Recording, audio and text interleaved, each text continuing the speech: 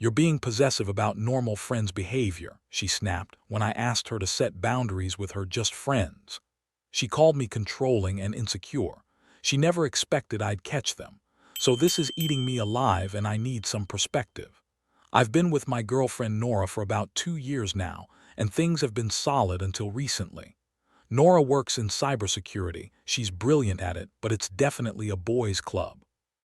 Her entire friend group from work and grad school is basically all guys, except for one other girl named Jessica. Honestly, I don't mind at all.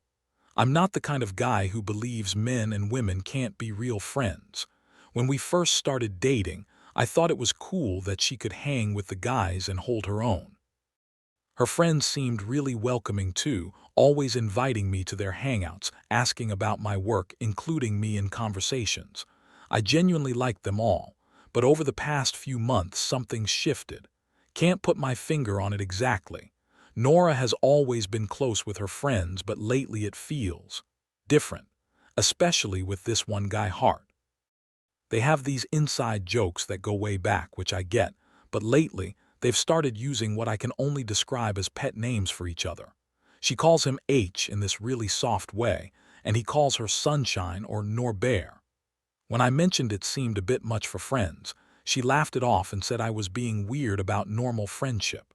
Here's the thing though, slowly but surely, I don't feel welcome in the group anymore. Nothing blatant, nothing obvious has changed. They're still polite, still include me in plans, still act friendly. But there's this subtle shift, like I'm watching their dynamic from the outside instead of being part of it. Conversations kind of die down when I join. Inside jokes get explained to me after the fact in this patronizing way. "Oh, you had to be there," followed by awkward silence. Last weekend we were at Hart's place for game night. Nora and Hart kept exchanging these looks, having whispered conversations. At one point she was sitting on the floor leaning against his legs while he was on the couch, and when I said something about it, not in a hostile way, just pointed it out, she got defensive. "You're being possessive about normal friend behavior," she said.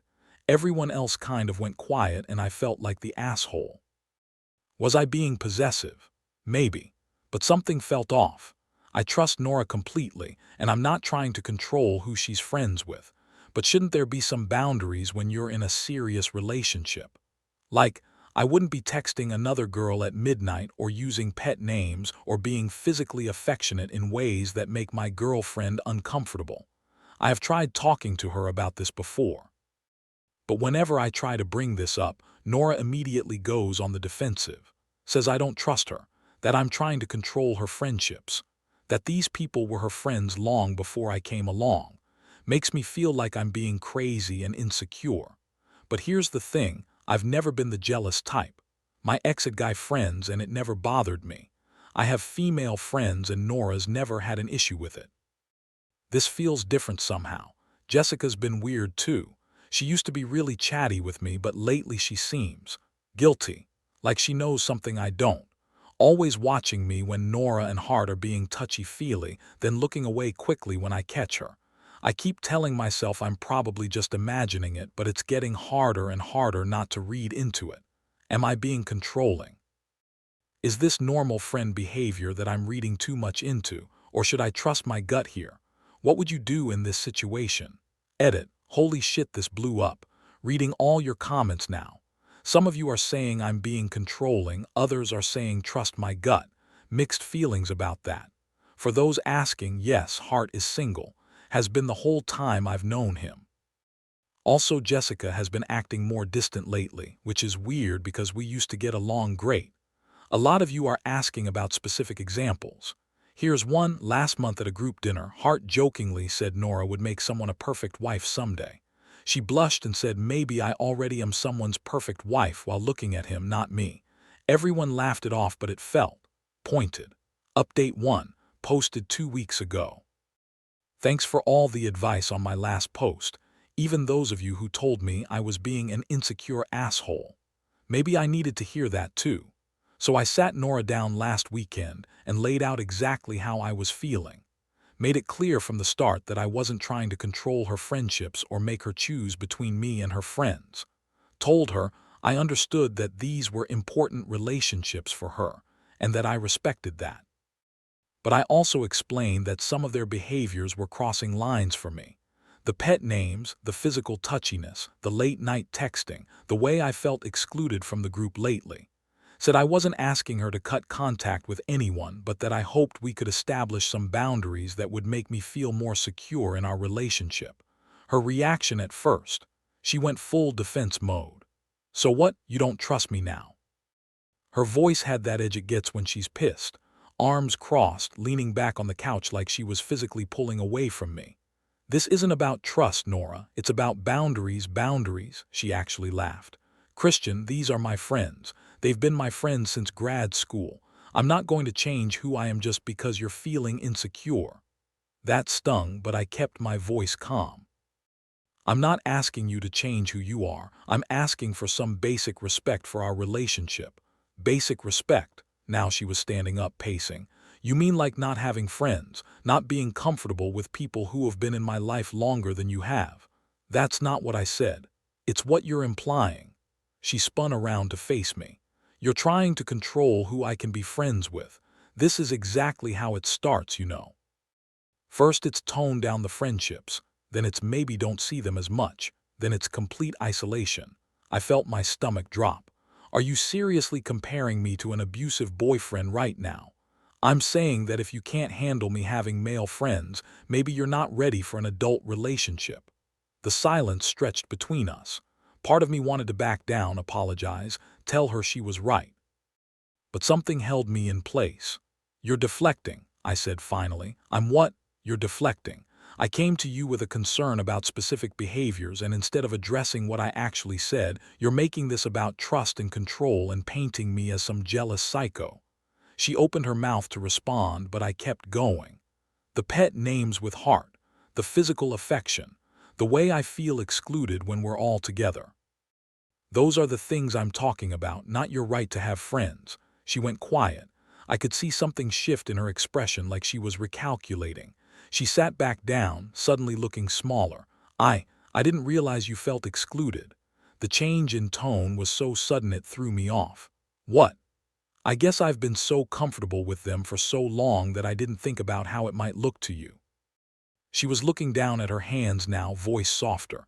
"That's not fair to you." I blinked. "Okay. And you're right about the pet names. I can see how that would make you uncomfortable." She looked up at me, eyes a little watery. "I love you, Christian. I don't want you to feel like you're not important to me." The whiplash from her anger to this vulnerability left me feeling off balance. But we actually talked after that. She agreed to tone down the pet names and physical affection with heart specifically. Said she'd make more of an effort to include me in group conversations and activities. Even suggested that maybe we could do more couple friends things where it wasn't just me tagging along with her friend group. I felt so much better after that conversation. Like we were finally on the same page. And you know what? For the past couple weeks, I've actually seen the changes. The group dynamic feels different. Better, honestly. Hart stopped with the sunshine bullshit, and Nora makes a real effort to include me in conversations. Last Friday, we all went to a brewery, and I actually felt like part of the group again, instead of Nora's boyfriend who was just there. Jessica's been really nice to me lately, too. She's gone out of her way to include me in conversations and check in on how I'm feeling about everything. It's sweet, but the sudden shift also makes me wonder if she knows something I don't. But here's the strange thing. Even though everything seems so much better on the surface, I still get these moments where I have this nagging feeling that something's not right. Hard to explain. Everything looks perfect, but my gut is still telling me something's off. Maybe it's just that once you've felt excluded and suspicious, it's hard to just flip that switch off. Like, am I having trouble letting go of the negative feelings from before? I keep telling myself I'm losing it. But what if I'm not? What if I'm the only one seeing clearly? How long does it take to get past feelings of suspicion once your partner makes the changes you asked for? Am I overthinking this? Edit. A lot of you are saying trust my instincts.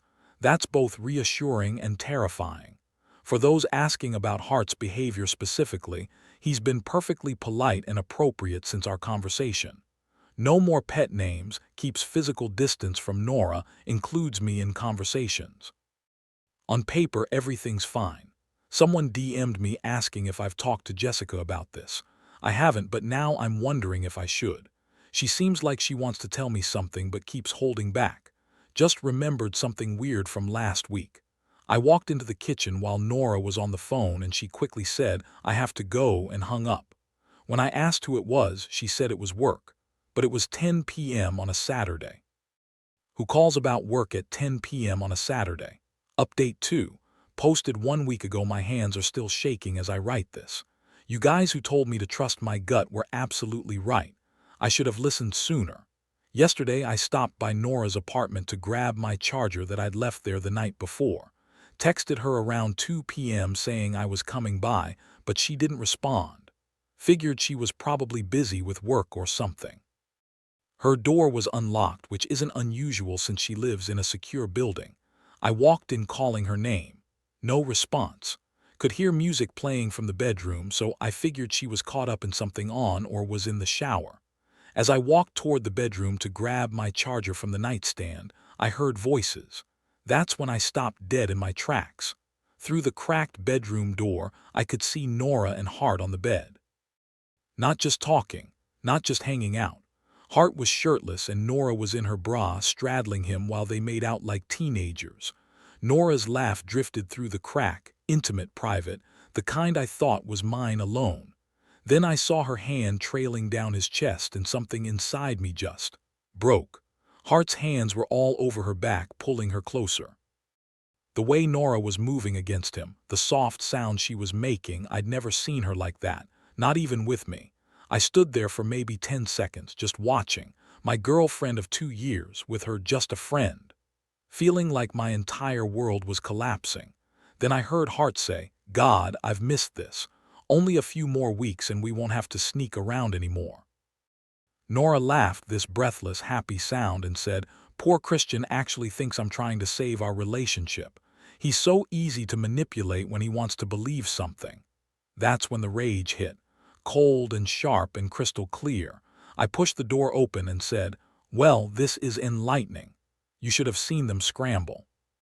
Nora literally fell off the bed and Hart grabbed his shirt like it was going to somehow undo what I just witnessed. The look of pure panic on both their faces would have been hilarious if my heart wasn't being ripped out of my chest. "Christian," Nora stammered, scrambling for her shirt. "This isn't. We were just." "Just what?" I said, surprised by how calm my voice sounded. "Just sleeping with each other behind my back.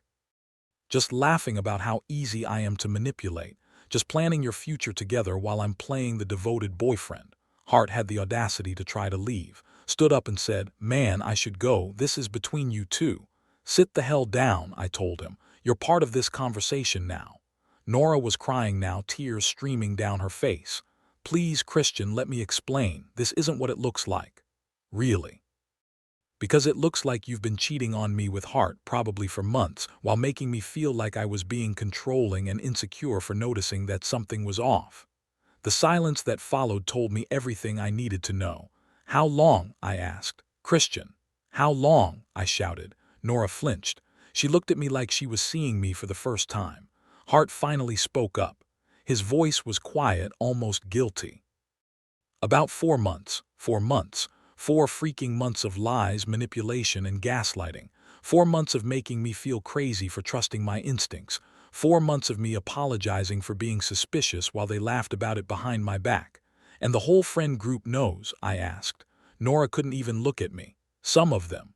"All of them," Hart corrected quietly. We asked them not to say anything." I started laughing. Not because anything was funny, but because the alternative was screaming or punching a wall. The elaborate performance of the last few weeks. The boundaries conversation. Nora's sudden willingness to change. It was all theater designed to keep me quiet while they planned their next move. "So when you agreed to set boundaries," I said to Nora, "that wasn't because you wanted to fix our relationship. That was because you needed me to stop asking questions until you could find a clean way to dump me." She was sobbing now. "I do love you, Christian. I never meant for this to happen." "Bullshit." My voice was getting louder. "You meant for every second of this. You orchestrated this whole thing. You made me feel like I was going crazy, like I was the problem, while you were sleeping with him behind my back. I grabbed my charger from the nightstand. We're done. Don't contact me. Don't come to my place. We're finished. Please, Nora begged, reaching for me. Can we just talk about this? I can explain everything. There's nothing to explain. You cheated. You lied. You manipulated me. You made me doubt my own sanity. There's no coming back from this. Hart tried to say something, but I cut him off. And you stay the hell away from me. You want her. You can have her, but you both deserve each other. I walked out and drove straight to my best friend Mike's house, told him everything. He just listened, handed me a beer, and said I could crash there as long as I needed.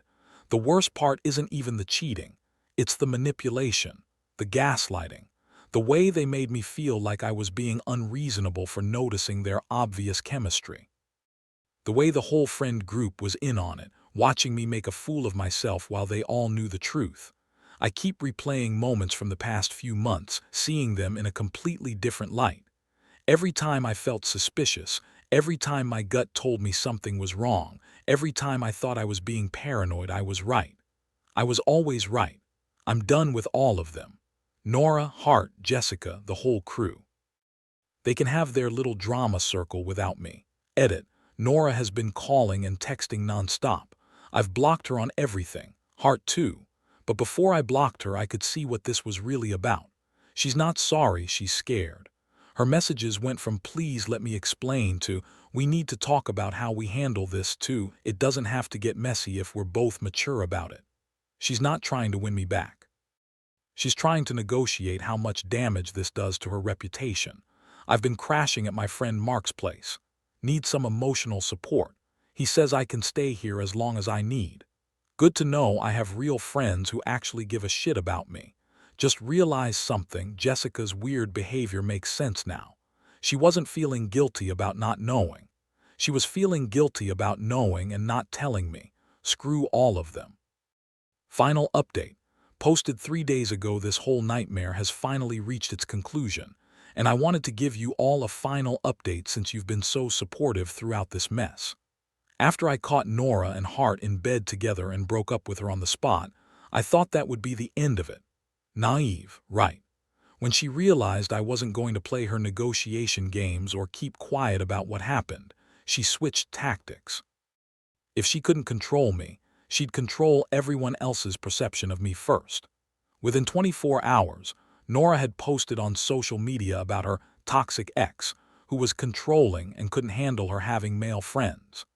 She painted this whole picture of me as an insecure, manipulative boyfriend who tried to isolate her from her friends and made her feel like she had to choose between her relationship and her support system. Hart and the rest of her friend group immediately jumped in to support her story. They shared her posts, added their own comments about how uncomfortable I made them feel, how I was always interrogating Nora about her friendships, how they tried to include me but I was always suspicious and hostile. My own friends started asking me what the hell happened. My coworkers saw the posts. Even my mom called asking if I was okay. It was humiliating. The worst part was that some of it contained just enough truth to be believable. I had questioned her friendships. I had asked for boundaries. I had felt suspicious of her friend group. When you strip away the context of why I felt that way, it's easy to paint me as the bad guy. My boss pulled me aside Tuesday morning, said he'd seen some concerning posts about me online and wanted to make sure everything was okay. Professional life bleeding into personal drama, exactly what I didn't need. I was furious, not just about the cheating anymore, but about the character assassination. She was trying to rewrite history to make herself the victim and me the abuser. That's when I realized I needed to fight back with facts. First, I went through old text messages between me and Nora. Found plenty of evidence of her lying about where she was and who she was with. Screenshots of her saying she was working late, on nights I later realized she was probably with Hart. Messages where she'd claimed to be at Jessica's when I later found out Jessica was out of town. But the real breakthrough came when Jessica reached out to me privately Wednesday night. Turns out watching Nora destroy my reputation online was too much for her conscience. "I can't do this anymore," she said when she called. Her voice was shaking. What she's doing to you isn't right. Jessica sent me screenshots of the group chat where they'd all been discussing how to handle the Christian situation for months. Messages about coordinating their stories, about making sure I felt included just enough to stop asking questions, about how Hart and Nora needed to be more careful. The most damning was a message from Nora herself saying, "Christian's getting suspicious again. Everyone needs to be extra nice to him this weekend so he thinks he's being paranoid." Another one from Hart, "Maybe we should cool it for a while. He's asking too many questions." And Nora's response, "No way. I've worked too hard to set this up. Just follow my lead." Jessica said she'd wanted to tell me for weeks but was scared of the backlash. "I felt like such a coward," she said. "You deserve to know I'm sorry." I compiled everything into a clear, factual post. Screenshots of the lies, evidence of the coordination, Jessica's testimony about what had really been happening behind the scenes. I didn't need to get emotional or defensive. The evidence spoke for itself. The response was swift and brutal. Within hours, everything changed. Comment sections turned into graveyards. Friends who'd been backing Nora suddenly went silent. Hart deleted all his social media. 3 other people from the friend group sent me private apologies, saying they'd felt terrible about the whole thing but didn't know how to speak up without causing more drama. Even some people I barely knew reached out to apologize for believing Nora's version of events. One guy from my gym said he'd been giving me dirty looks all week based on what he'd read online. Nora tried damage control again, posted about how the messages were taken out of context, that she was just venting about relationship stress, that I was violating her privacy by sharing private conversations. But when multiple people from her own friend group started confirming the story, her narrative completely fell apart. My boss called to apologize and said the company had no concerns about the situation. My mom sent a care package. Small victories, but they matter. The whole thing has been exhausting, but I'm glad the truth is out there.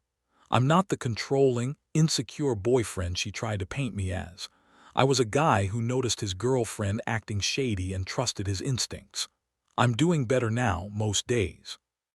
On others, I still second-guess myself, wondering if I'll ever fully trust my instincts again. But still, I'm getting there. Do I still feel hurt? Absolutely. The woman I loved spent months lying to my face and making me feel crazy for noticing her lies. But I also feel free. Free from walking on eggshells, free from second-guessing my own perceptions, free from people who could smile to my face while plotting behind my back. Thanks to everyone who supported me through this. Special thanks to those who told me to trust my instincts. You were right. The truth always comes out eventually. Edit. For those asking, Nora and Hart are apparently, officially together now. They can have each other. Jessica has completely cut ties with that friend group too. Says she feels terrible about her part in everything and is taking time to reflect on why she went along with it.